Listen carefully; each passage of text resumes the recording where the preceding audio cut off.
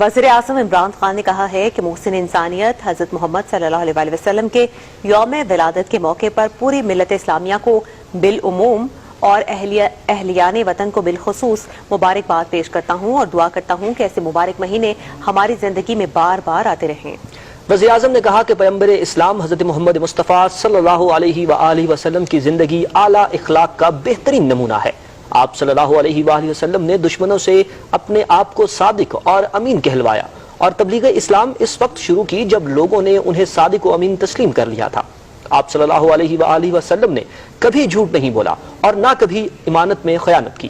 وزیر اعظم نے کہا کہ آپ صلی اللہ علیہ وآلہ وسلم نے دوسرے مذہب کے قوانین کو اس زمانے میں تسلیم کیا جب ان کو تسلیم کرنے کا تصور کرنا بھی محال تھا۔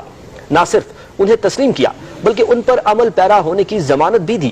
آپ صلی اللہ علیہ وآلہ وسلم نے اپنے حسن انتظام سے روئے زمین پر ایک ایسی مثالی فلاحی ریاست اور رول ماڈل معاشرہ قائم کیا جس میں سب کے حقوق مساوی اور تمام مذاہب کے ماننے والوں کے لیے ان کے مذہبی عقائد کے مطابق عبادت کرنے کی آزادی تھی۔ ریاست مدینہ کے یہ وہ روشن پہلو تھے جو اس زمانے کی کسی ایک ریاست میں بھی رائج نہیں تھے۔ وزیر اعظم عمران خان نے کہا، تاریخ انسانی کی پہلی فلاحی ریاست کا تصور سب سے پہلے اسلام ہی نے دیا۔ رسول اکرم صلی اللہ علیہ وآلہ وسلم اور خلفائے راشدین نے پہلی صدی ہجری کے اوائل میں اس تصور کو عملی جامہ پہنایا۔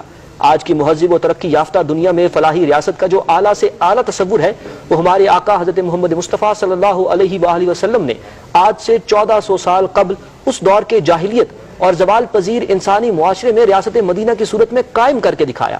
مزید برآں اس اہم فیصلے کو خلفائے راشدین نے عدل و مساوات کی بنیاد پر 4 چاند لگائے جو تاریخ عالم کا ایک سنہری باب ہے۔ ریاست مدینہ کے قیام کا مقصد صرف امت مسلمہ کی بھلائی ہی نہیں تھا بلکہ اس کا مقصد پوری انسانیت کی فلاح و بہبود تھا۔ یہ فلاحی ریاست ہر دور کے لوگوں کے لیے رہنمائی فراہم کرنے کا سب سے بڑا ذریعہ ہے۔